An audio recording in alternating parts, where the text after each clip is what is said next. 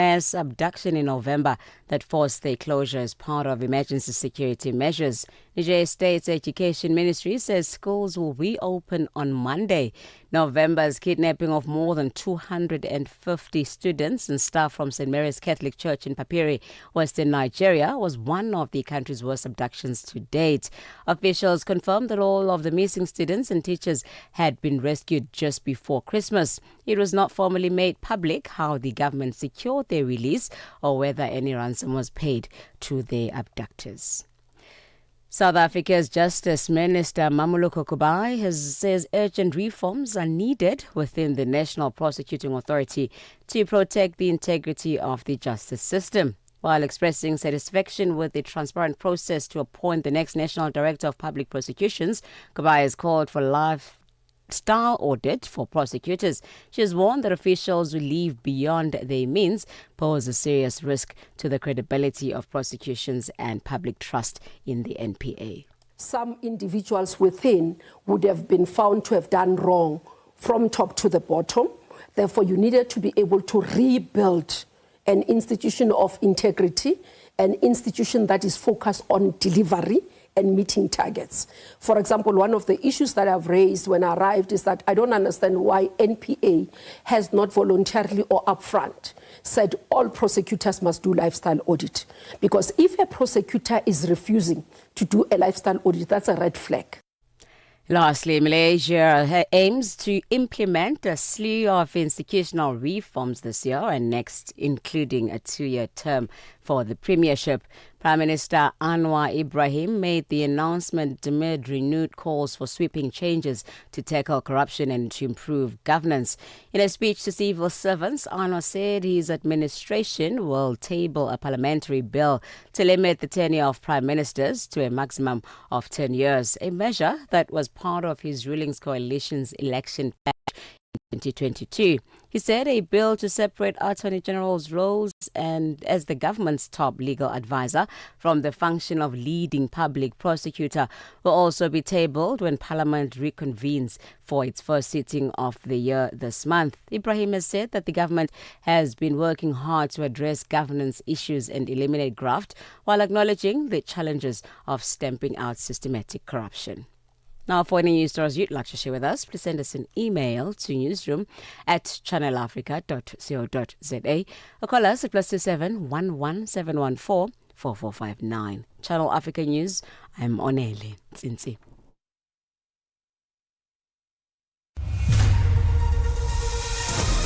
SABC News. The African Perspective. And coming up in your sports news this hour, AFCON quarterfinal places still up for grabs tonight, while Novak Djokovic cuts ties with player union he co-founded. I'll tell you why at the bottom of the hour. This is Africa Update, your pulse to the continent. Stories shaping nations and voices driving change. Stay informed, stay connected, right here on Channel Africa, the African Perspective.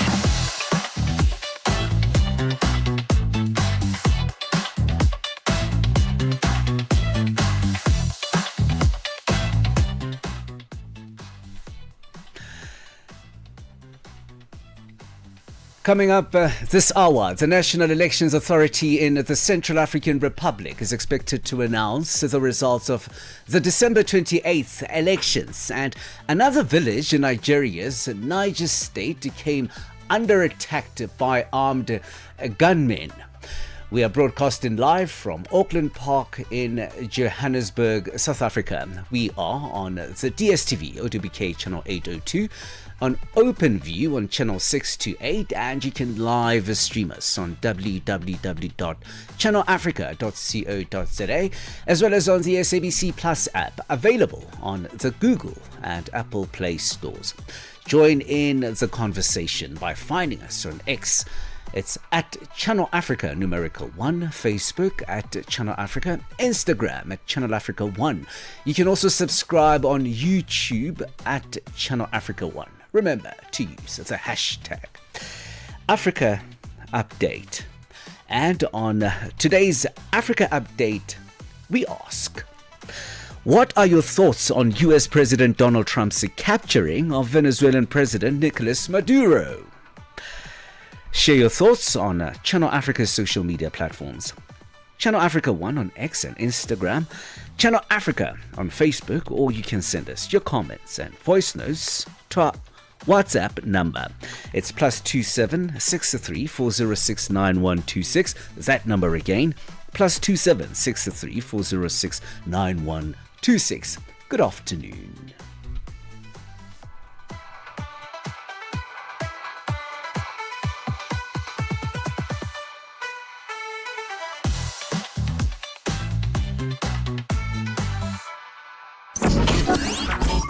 Your window to the continent and beyond.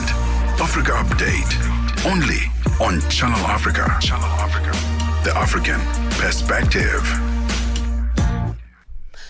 The National Elections Authority in the Central African Republic is expected to announce the results of the December 28th election today, following a poll that international observers have described as largely peaceful and orderly. President Faustin Archange Touadera is seeking a third term in office. Tutongobeni reports. The December 28 vote marked an unprecedented moment in the country's political history, bringing together 4 ballots in a single electoral exercise. Municipal elections in particular had not been held in the Central African Republic since 1988 and were a key provision of the 2019 Political Agreement for Peace and Reconciliation. Incumbent President Faustin Archange Touadera is seeking a third term after contesting the election. Touadera, a 68-year-old former mathematics professor, oversaw a constitutional referendum in 2023 that removed presidential term limits. The move triggered criticism from opposition groups and civil society organizations who accused him of entrenching himself in power and weakening democratic safeguards.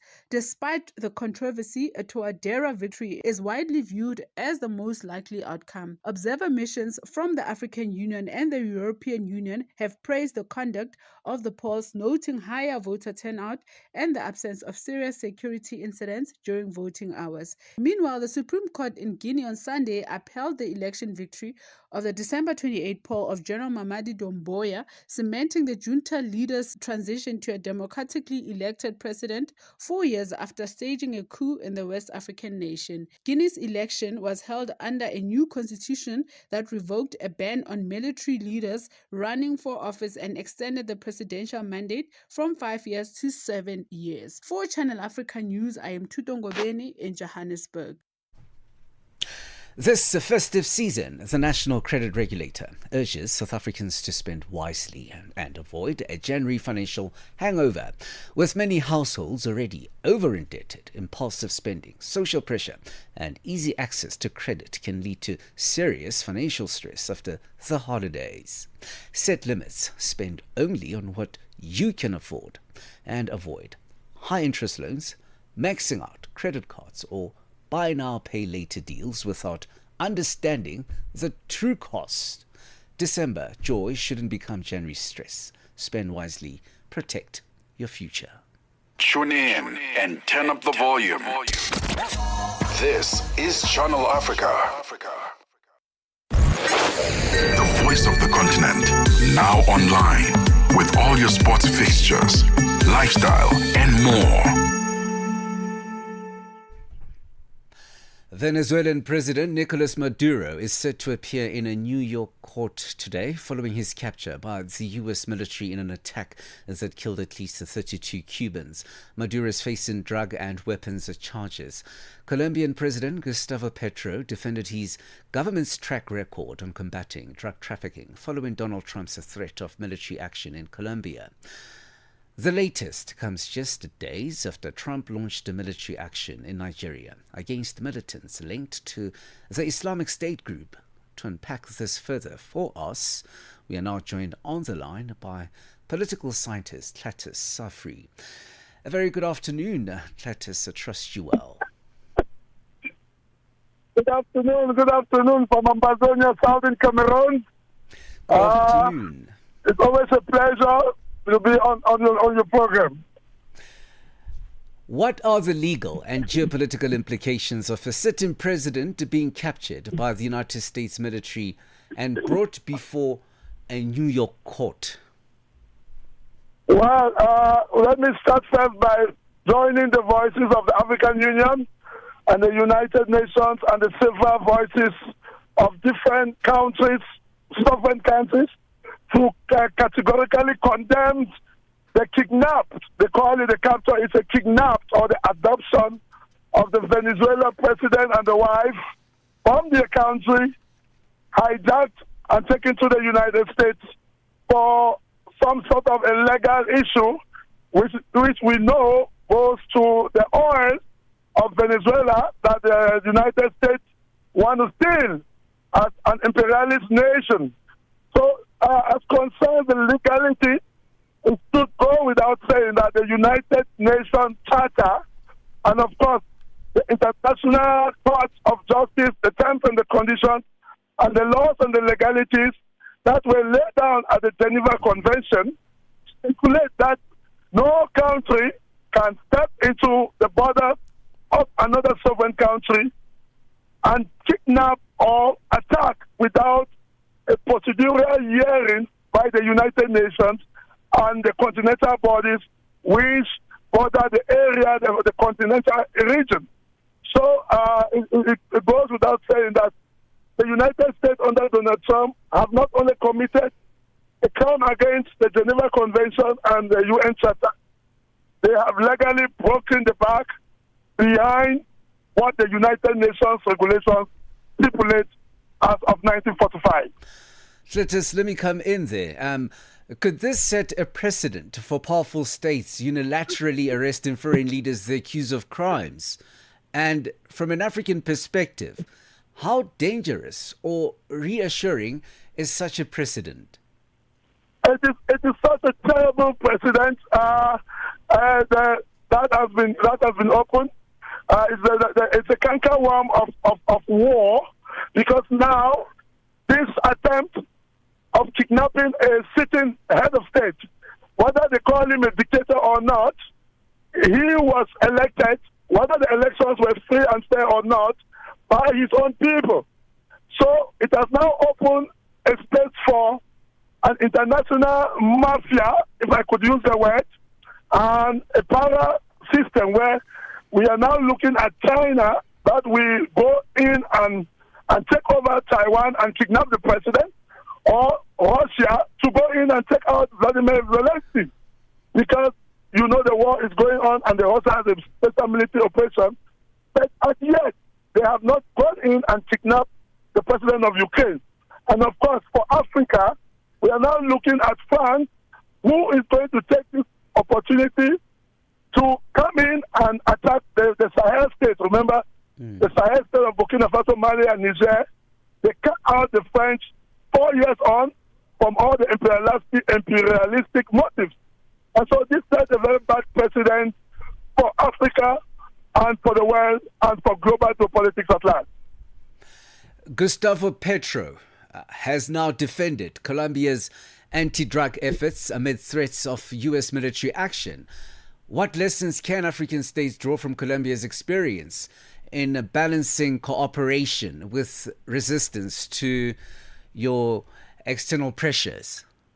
Yes, we can say from what Gustavo did, he didn't have a choice but to make sure that he strengthened his borders and, of course, declare whatever he needs to protect himself and, of course, his people at such time, because the United States, that started with the taking over of Saddam Hussein from the Middle East, and, of course, the then killing of our Libyan-owned Pan-Africanist Mohammed Gaddafi, from the weapons of mass destruction that were never found in Iraq, and of course to the terrorist acts which they accused Mohammed Gaddafi of doing for his people. Meanwhile, he was just being a good leader and a Pan-African leader to be able to cut out imperialism.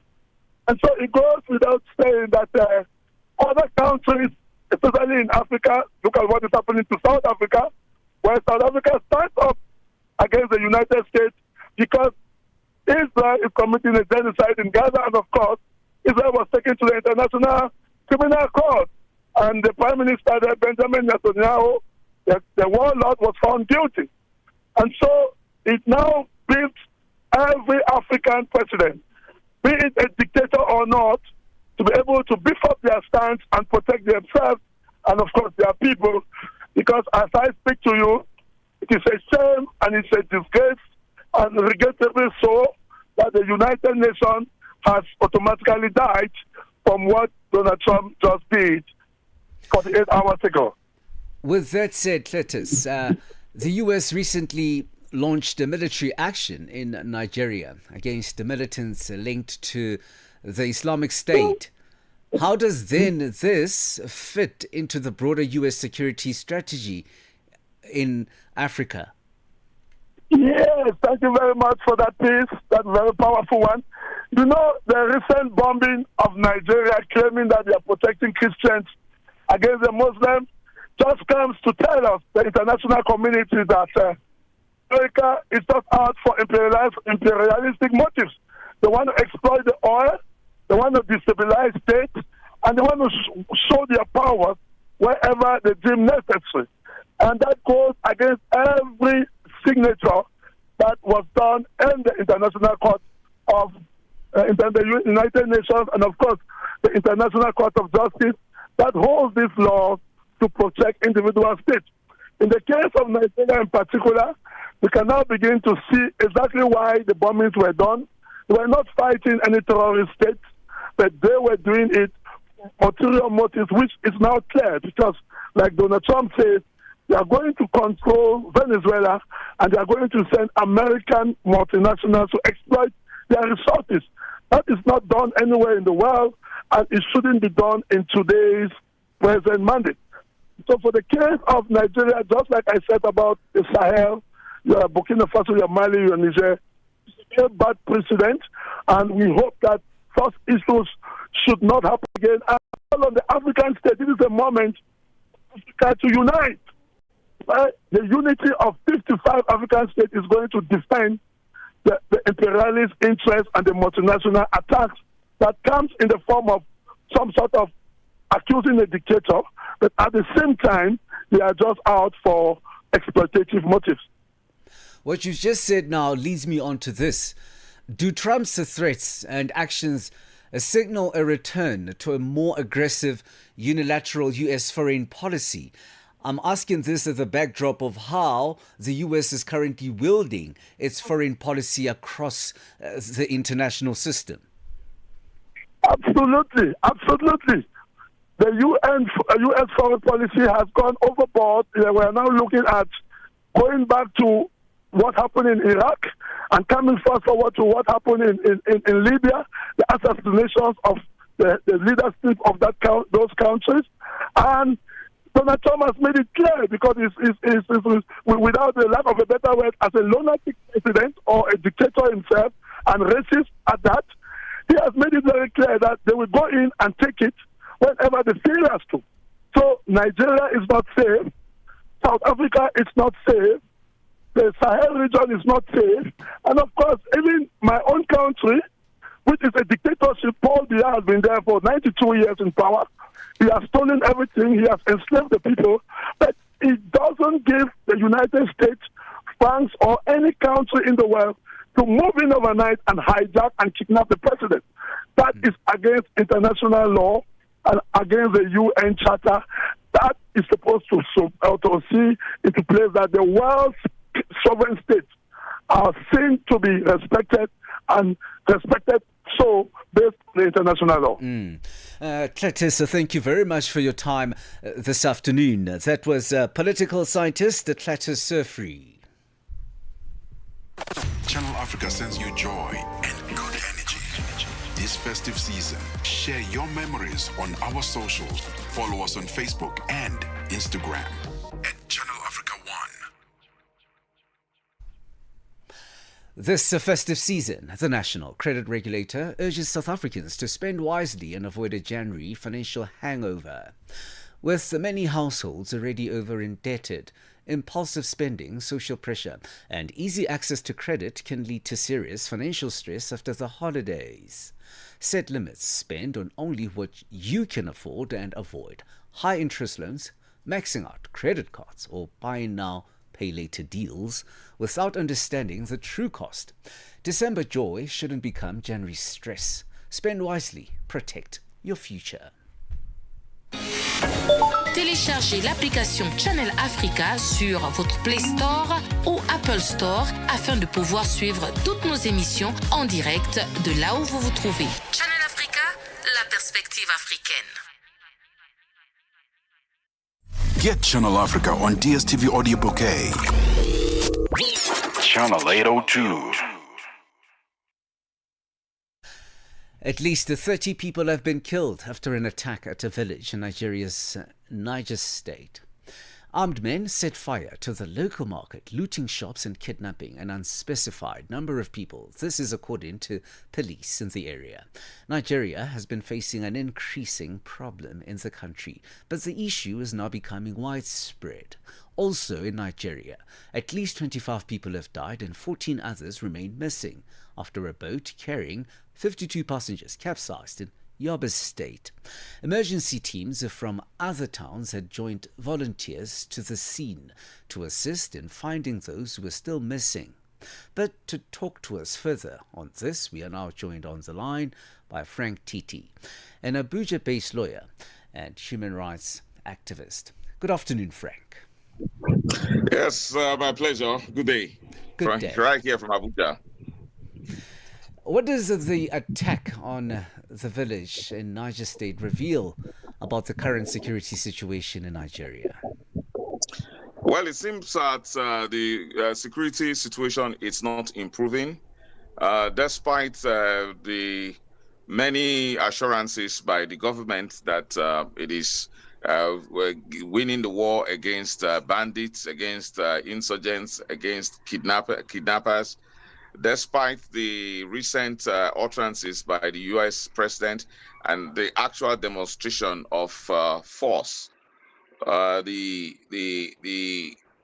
appears that the bandits are actually resolved to enthrone not only insecurity but a state of lawlessness across many parts of Nigeria, and this is very disappointing. Many Nigerians are very frustrated with the slow response of the government. This is taking a number of years. We're talking about over a decade. This insecurity has lasted and actually gone on the rise.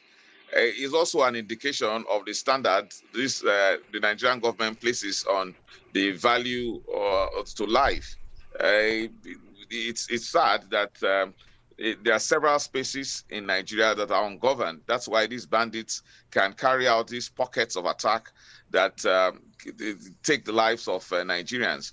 It's unfortunate that Niger State recently witnessed the abduction of over 300 students. To think that the bandits will roam that free to operate and destroy, set the market ablaze, and kill people, scores of persons, it's very saddening. And that's the extension. When you report that a boat capsized and people die, it's simply because we don't adhere to the standards that, respect and protect human life. It's a very disheartening situation. And the citizens appear to be quite helpless because they can't even resort to any form of self-help in responding to this intractable insecurity situation we have in Nigeria. Let's talk about the Nigerian security forces. How are they responding in terms of preventing such attacks, and where are they falling short? Because the story of bandits has actually been the story of Nigeria for quite some time now. Yeah, but first, I think that one would have thought that their responses should be intelligence-driven. So gathering intelligence is a problem. We have had to rely on the Americans to do some form of reconnaissance in parts of northern Nigeria in order to know where the terrorists or the kidnappers or bandits are for our own air force to take on any form of strike. That's a major problem on its own. That again indicates that we need to now be more intelligence driven by engaging the members of communities across the country and not relying on the conventional police or the military. We must also think of localizing our security arrangements to rely only on Abuja to provide security for the entire country of over 220 million people. It's practically unreasonable. So we now think that localities must now begin to organize their own security arrangement that will protect them or carry out some form of early warning response that can trigger a larger response from Abuja or the regional forces. In this case, we just have the security being operated from Abuja here, and it has been largely ineffective against banditry, against kidnapping, and other forms of breach to human life that have actually contributed to this grave insecurity situation we have in Nigeria at the moment. How does then this have an impact on communities' rights to safety, livelihood and dignity? Well, it's very unfortunate that we have a large number of citizens in Nigeria who are actually living in internally displaced people's camp. So people in their own country, in my country right now, can't go back to their villages, can't go back to their farmlands. They've been moved from their own states, first to the state capital and then looking for other safe haven, other states. This is happening in Nigeria at the moment. It's not something I think we should sweep under the carpet. A country that cannot guarantee security for communities, for farmlands, for local governments, is a country that's actually operating in a state of emergency. In that case, like I can't emphasize this enough, that it's time to have responsible governance at the local level to ensure that we can still have some measure of certainty that people can live in our communities. Right now, the bandits can choose to sack any community by just killing the residents indiscriminately and placing a ban. And the response from the government will just be that IDP camps, that's internally displaced persons camps, are now created far away from the communities that they were displaced. It's quite a sad situation. Frank, truly thanks for your time this afternoon. My pleasure. That was Abuja-based lawyer and human rights activist Frank Titi talking to us there about the bandits that often wreak havoc in northern and some parts of Nigeria. News headlines followed by sport. SABC News. Headlines. The African Perspective. Thabiso. The Bay Bridge border post in South Africa has elevated volumes who have been largely driven by the simultaneous arrival of buses from Malawi, Zimbabwe and Zambia mainly. The processing is being managed through established border control protocols. The Economic Community of West African States has urged the international community to respect the sovereignty and territorial integrity of states as enshrined in the international law. And British law enforcement officers have been given new powers to seize the mobile phones of migrants arriving in the country illegally. Channel Africa News, I am Onele Nsinsi.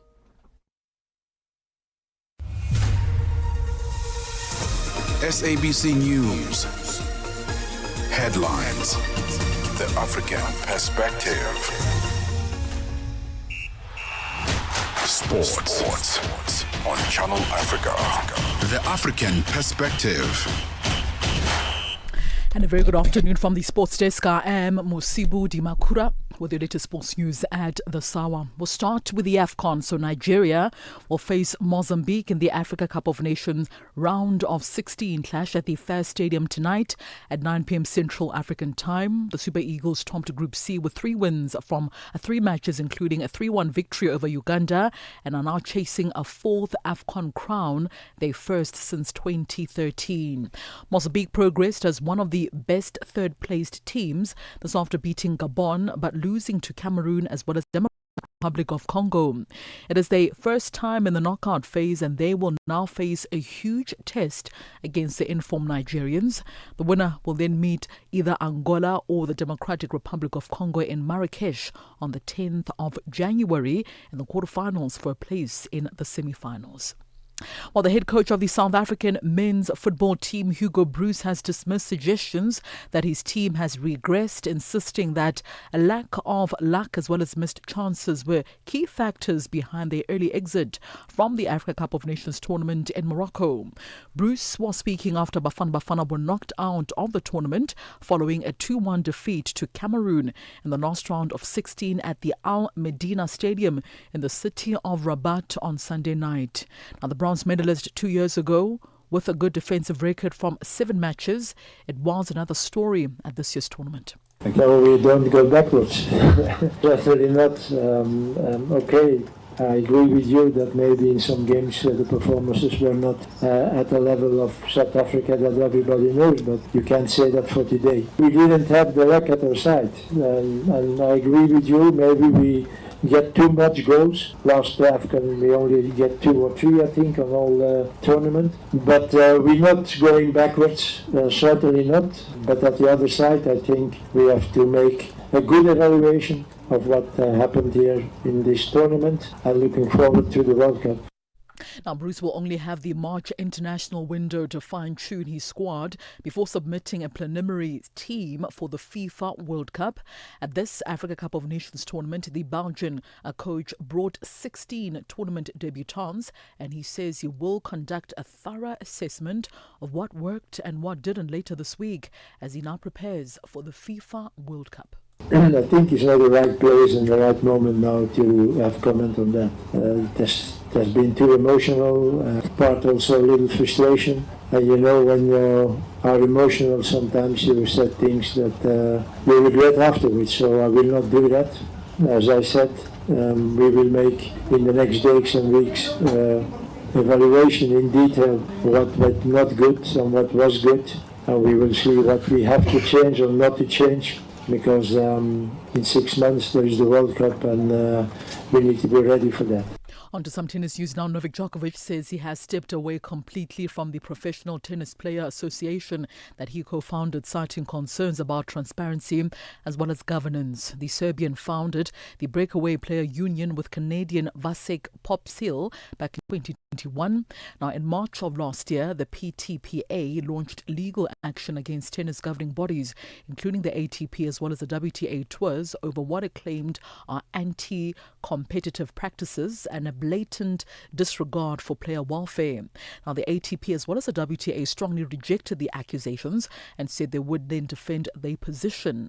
Djokovic, who has won 24 Grand Slam titles, said at the time that he did not agree with the entirety of the PTPA case and also now ended his association with the organization.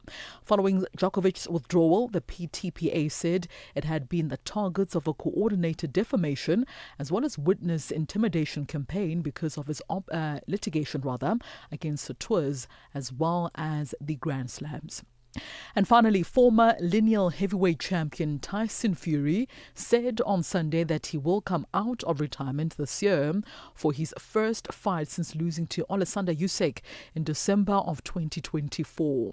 Now, Fury announced his retirement after losing a rematch with the Ukrainian Usyk, who had won by a split decision in their first bout to become the undisputed champion.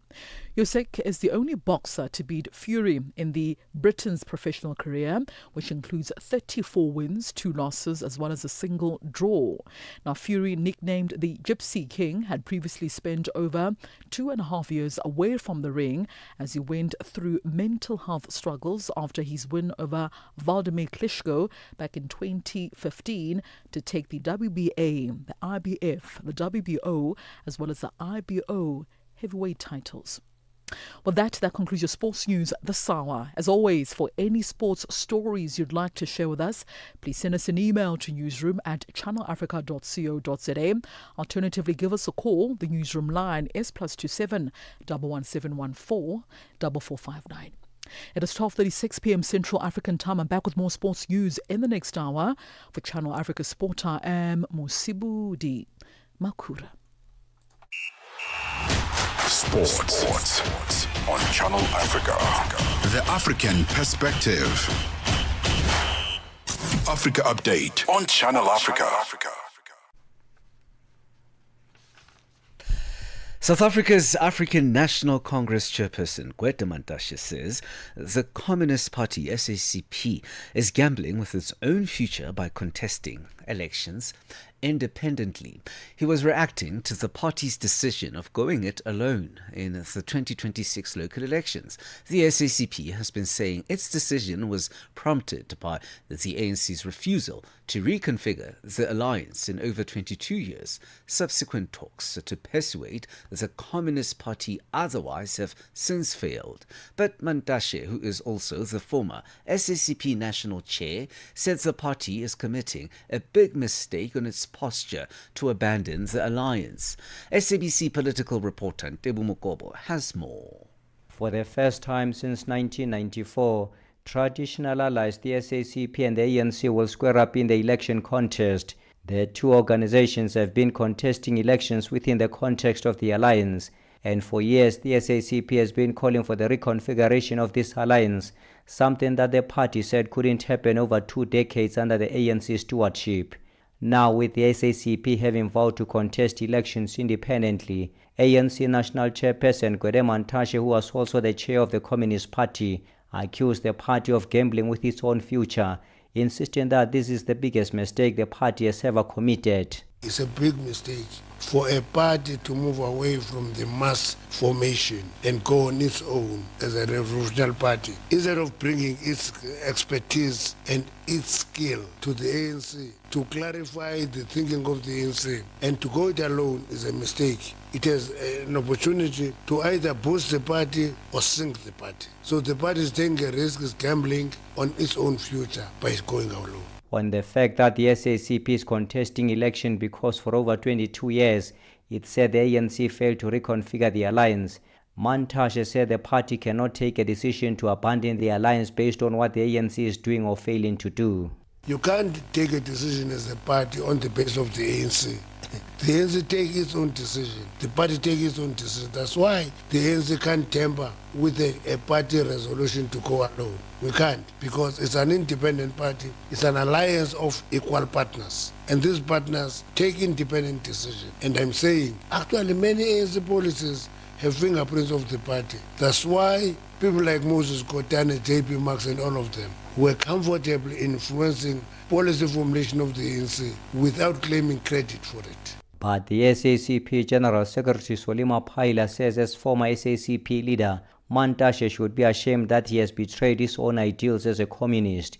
He said they will not be told by leaders who are no longer interested in serving the people, but only interested in their selfish interests. Mantashe is mistaken himself. It is those people that have benefited so much from the Communist Party and they have given it so little, and that's why they can speak against it in the most despicable way, which is quite embarrassing actually to hear someone like him speaking in this form, because it exposes much him than exposing the Communist Party. If you go and read most of his articles when he was in the NUM, when he has spoken on behalf of the SACP, he'll be ashamed to know how he has betrayed his own ideas. So we're not much worried about him. We're worried about the working class. It is the people that will make the ultimate judgment about us, whether we are right or we are wrong, rather than petty discussions with leaders who no longer want to serve the people but just their own interest. Meanwhile, Mapaila stresses that there is no bad blood between them and the ANC, insisting that they have invited the ANC to the commemoration of the death of their former national chairperson Joe Slovo on Tuesday, with the ANC having promised to send its president,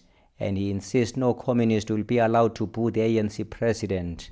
We have invited the alliance component, as you know. The response we got from the ANC is that the president of the ANC will be coming. We'll give him a space as we did last year, and we'll give him respect as we did last year, which will not be like in the NGC where they put our leader, Comrade Madala Masuku. So even the leadership of COSATU, where they are invited, and the rest of SANCO and other support organizations. For its part, the ANC will hold its first National Executive Committee meeting of the year in Rustenburg in the Northwest later this morning.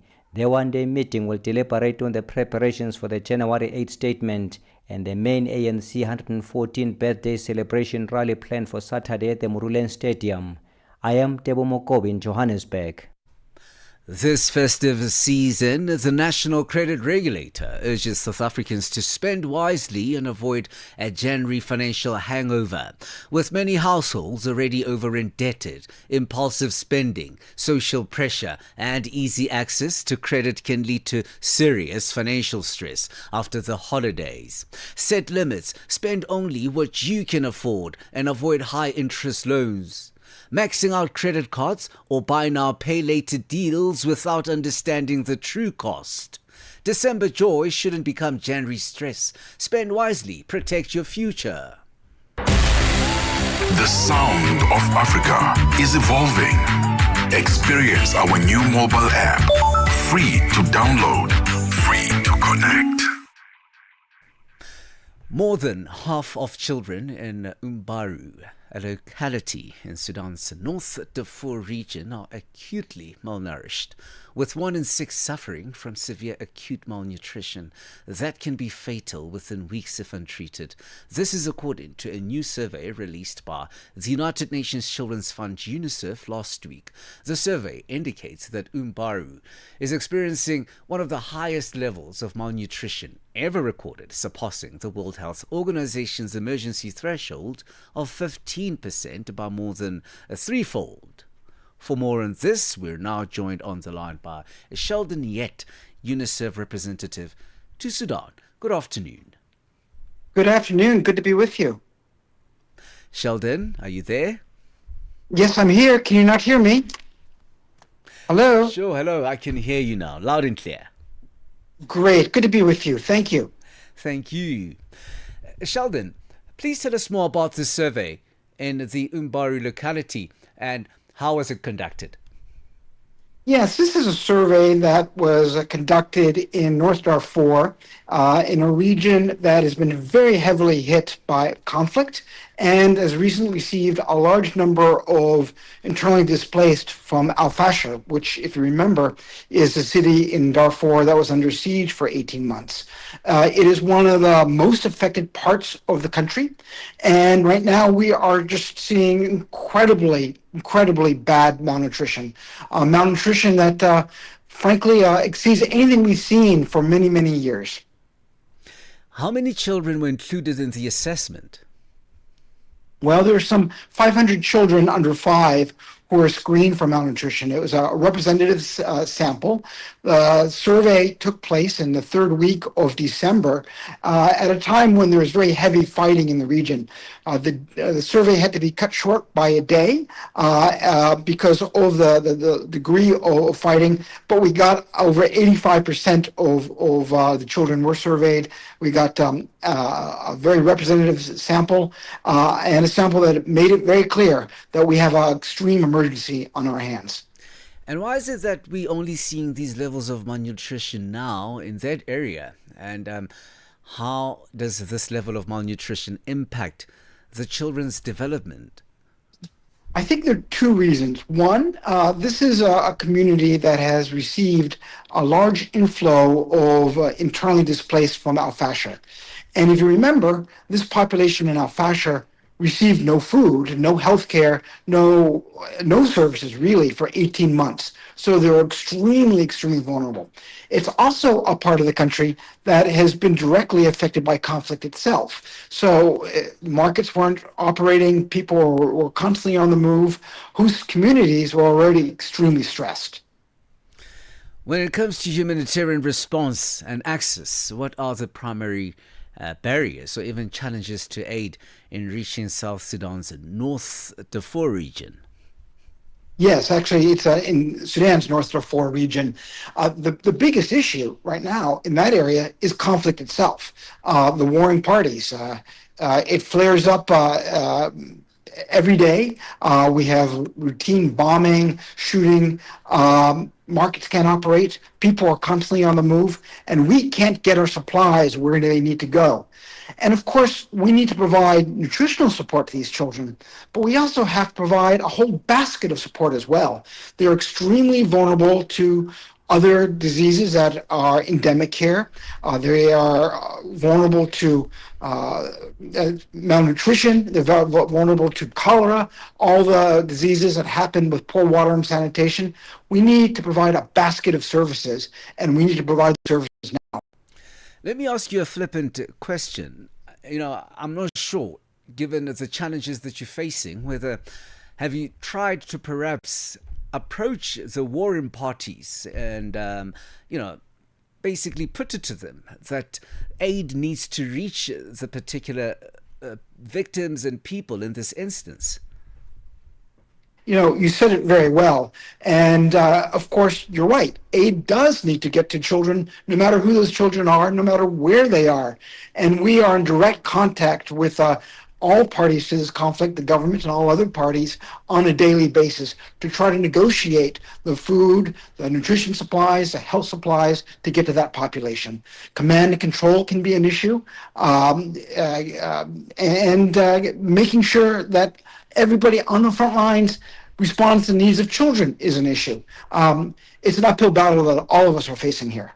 Because Sudan's North Darfur region's story has been ongoing, regional bodies, do they tire, or are they still out there trying to ensure that they negotiate to a maximum? Well, we certainly salute those parties who are trying to call for and push for an immediate end to this war, or trying to call for safe and unhindered humanitarian access.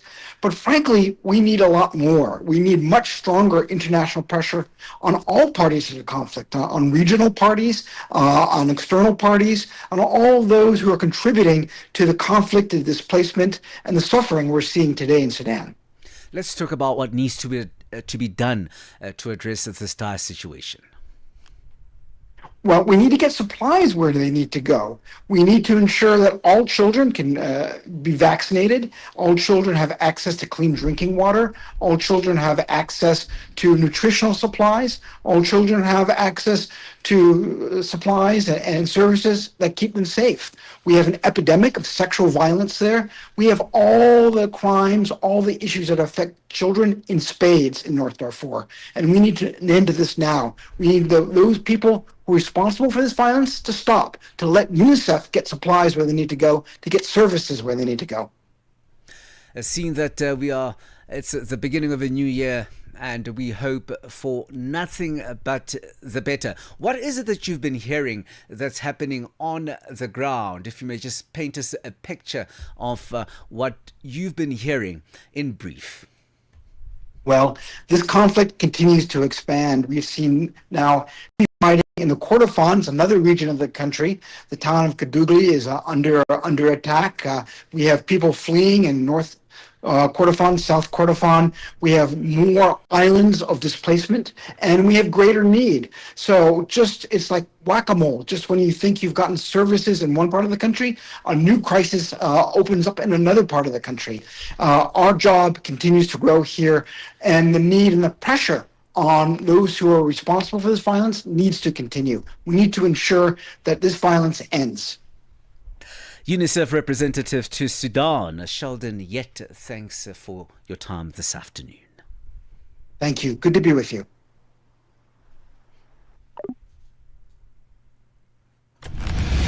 Africa Update, your daily dose of African insights with Lulu Kabu on Channel Africa. Unwinding with Africa's holiday rhythms.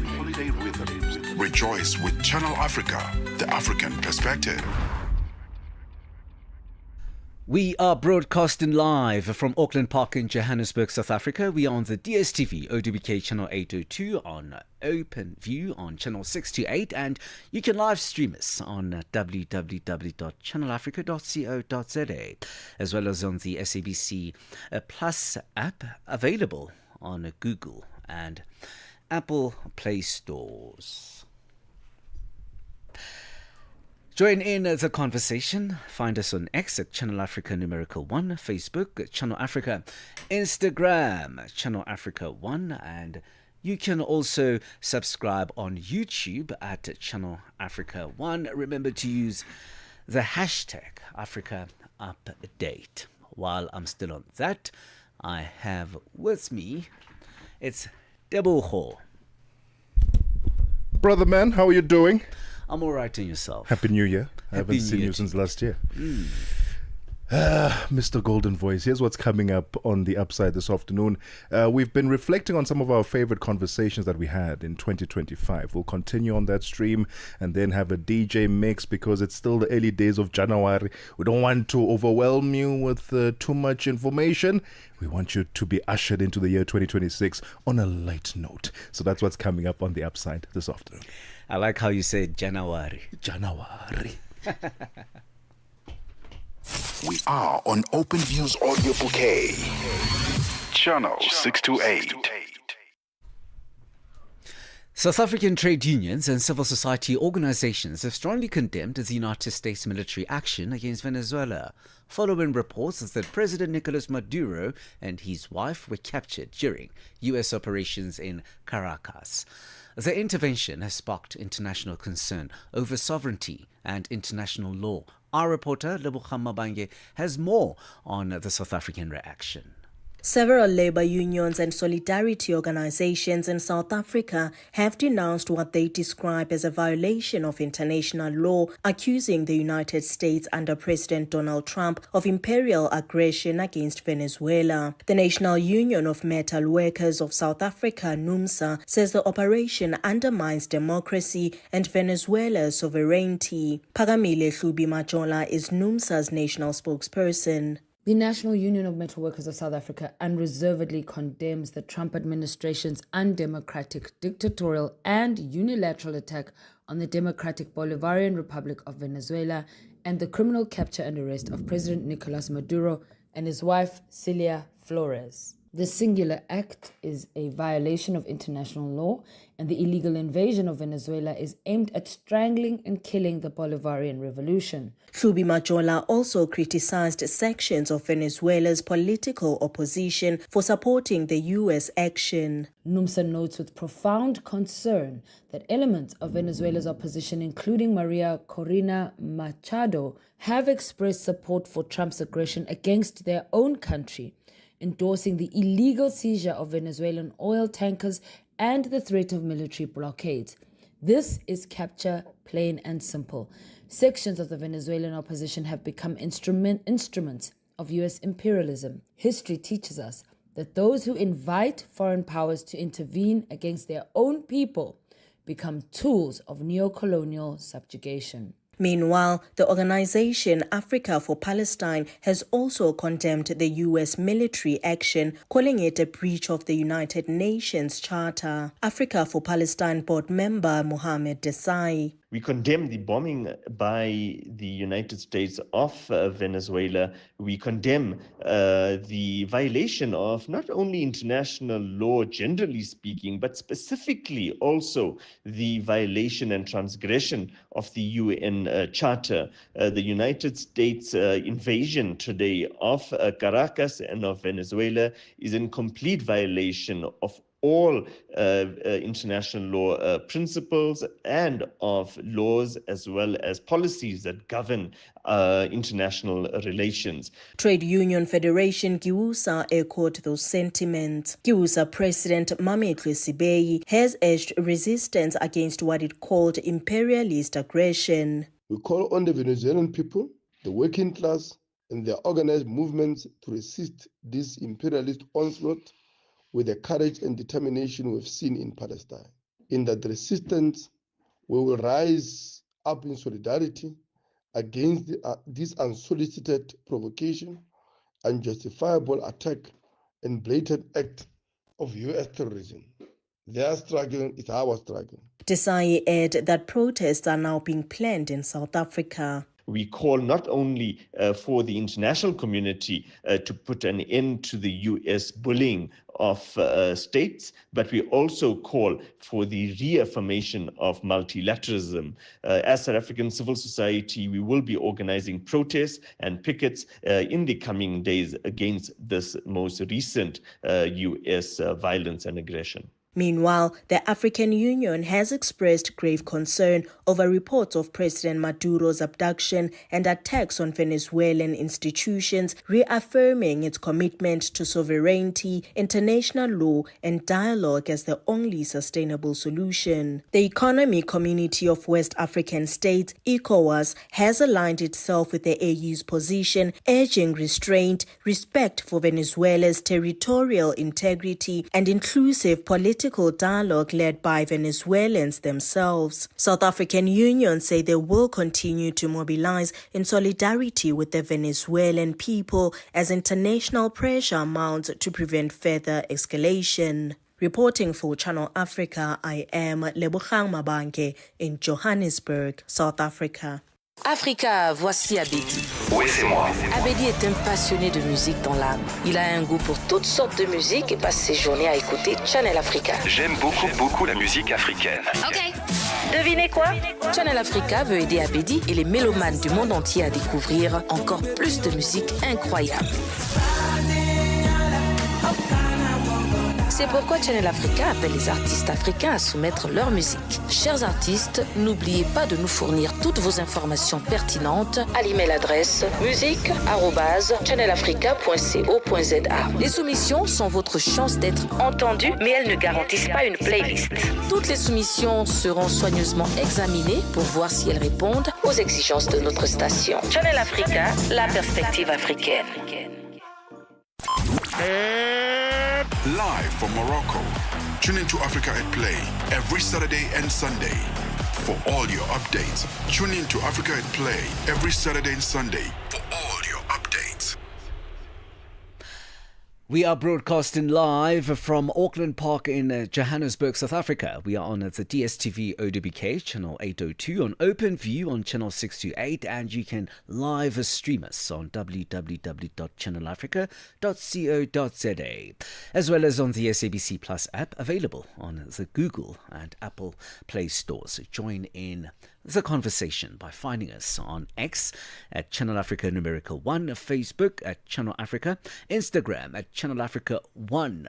You can also subscribe on YouTube at Channel Africa 1. Remember to use the hashtag Africa Update. And on today's hashtag Africa Update asks, what are your thoughts on the US President Donald Trump's capturing of Venezuelan President Nicolas Maduro?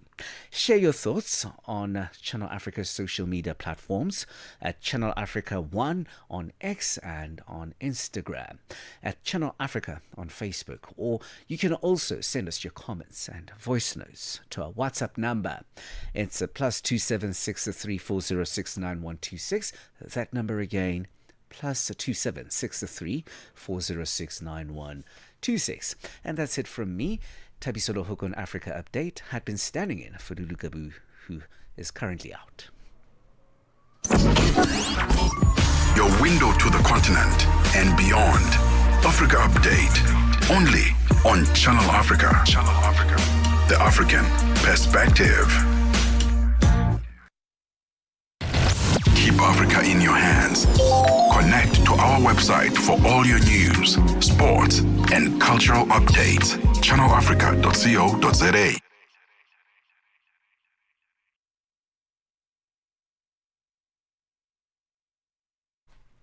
It's gone 1